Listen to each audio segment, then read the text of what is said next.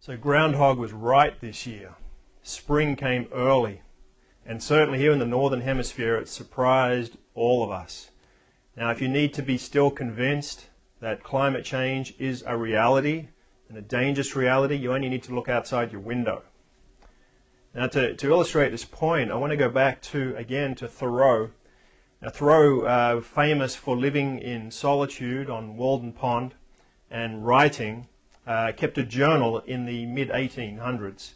So in 1850, I think 1853, he's journaling about the first sighting of a blueberry flower in his part of the world.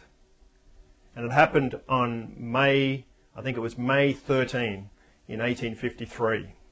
And then in the coming years after that, each year he journaled and noted the arrival of the blueberry flower around about those weeks in the middle of May. Now, over the last couple of years, the blueberry flower has arrived in that part of the world in mid-April.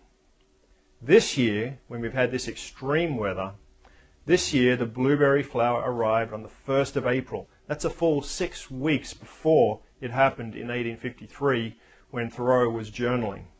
Now, the other frightening thing is that Thoreau journaled about over 300 species of plant.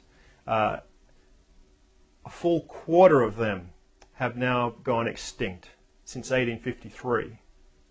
So in 150 years, the temperature in that part of the world has risen an average of 5 degrees. Spring has been brought back almost 6 weeks, and a huge number of species have gone extinct. So that, in and of itself, is enough evidence that we've seen an incredible change in climate, and we all know the flow-on effects, the damage, the problems that that's created.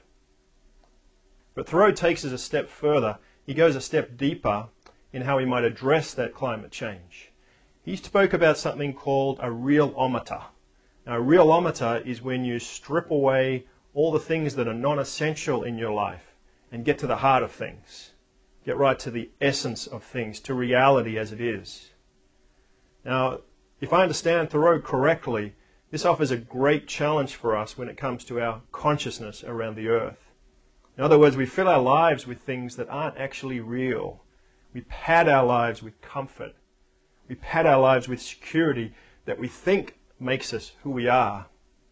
But if we can have moments where we step beyond that, where we break through that facade of security and get to the reality of the way things are, to the essence of who we are and how we show up in the world, then we can make a difference when it comes to the earth. So we need to take the realometer with us when we go shopping. Instead of just asking ourselves, do I need this? Can I afford this? We should also ask ourselves the question, what hunger am I trying to feed with this? And we should ask the question, who else is affected by this purchase?